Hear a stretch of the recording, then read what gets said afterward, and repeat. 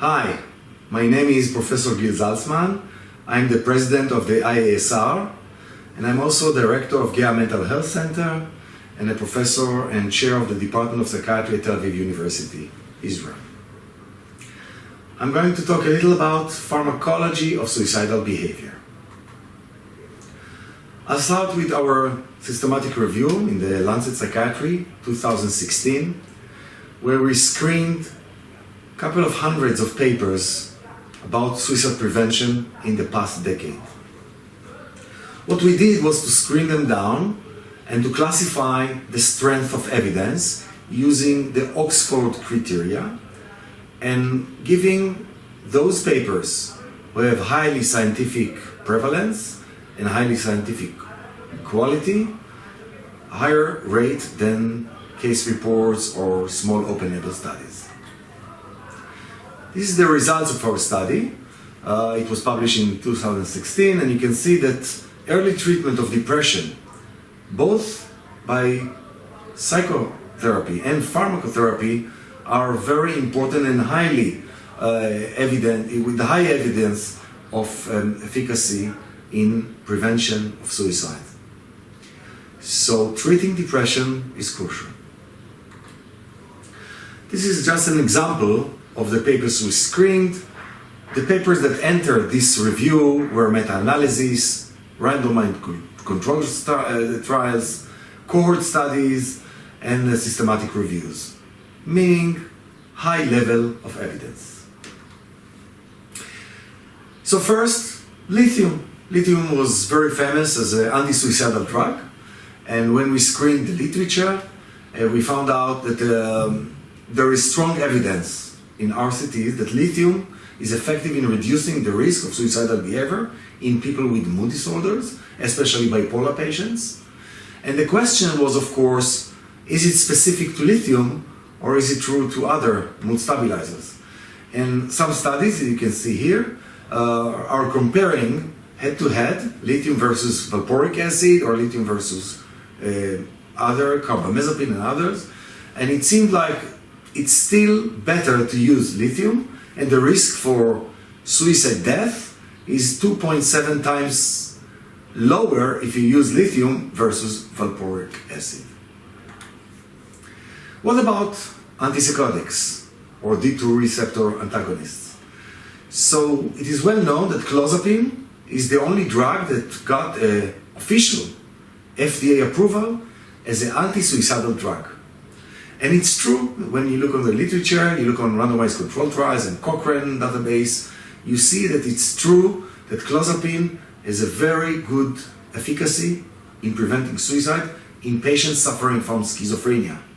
However, there is more data today, including the Cochrane database, that show that it's not specific, and actually all antipsychotic drugs may reduce suicidality in patients with psychosis. Of course, because clozapine is more effective in preventing psychosis, it is more effective in preventing all the side effects of the disease, including suicidality. So clozapine is the best, but the other antipsychotics are equal, and they are almost as good as clozapine in preventing suicide in patients with psychosis. And there is the spray of hope, and for the record, I have to reveal that I was part of a consulting team to this drug, developed by Janssen, and this is the esketamine. This is a nasal spray of a drug that's supposed to be a rapid antidepressant, and it was tried on a huge number of patients. Right now, the FDA approved it only for depression that is not responding to other drugs, but resisting depression is the approved indication. We have some data, such as this is the intranasal esketamine, as it's marketed in many places, and it has shown, it has been shown that it's treating suicidality independent of the improvement of depression by some studies, such as this study that was supported by the company, and this study done by Mike Grunbaum and John Mann from Columbia University trying to see if the effect is because of the sedative effect and comparing it to midazolam. The results show that there is a specific effect of ketamine on suicidal behavior, but it's not yet approved by the FDA. What about antidepressants? So, as I showed before, treating depression effectively is very important. However, there were some claims that in young people, especially in adolescents, treating with SSRIs may cause suicidal behavior, and that's why the FDA put a black box warning on the boxes of antidepressants, saying that when you're giving antidepressant to adolescents with suicidality, you have to consider the risk and the benefit. However, since then, many studies have shown that it's not true.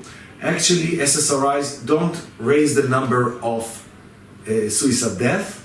It might cause some akathisia, some self-injury, but not suicide death. And actually remember that we are giving SSRIs to people with depression and suicidality. So what is the causality? It's not clear. However, right now, we highly and strongly claim that the risk-benefit ratio for pharmacotherapy for depression by SSRIs appears to favor the use versus the risk. And you can see here all the literature connected to it. So, when you have an adolescent with suicidality, of course the first thing to do anyway would be try psychotherapy, such as CBT. And if it's not effective, then you can add the pharmacotherapy. And you can go and look on the TADS study from 2007 and many other studies later on that showing that if CBT is not working, combining CBT together with SSRI may be very effective, not just for the depression, also for suicidal behavior. And finally, ECT, electroconvulsive therapy, and suicide. I was surprised myself to see that in the literature there is actually no randomized, placebo controlled, double-blind placebo-controlled trial checking ECT in suicidal behavior. The reason, of course, ethical. You don't want to give a sham treatment to someone who is very suicidal. However, based on the literature that is mostly open label and not controlled, it seems like ECT is rapidly reducing suicidal risk, especially in cases of mood disorders. And if I summarize, the anti-suicidal effect of clozapine and lithium have been substantiated in our review, but might be less specific than previously thought.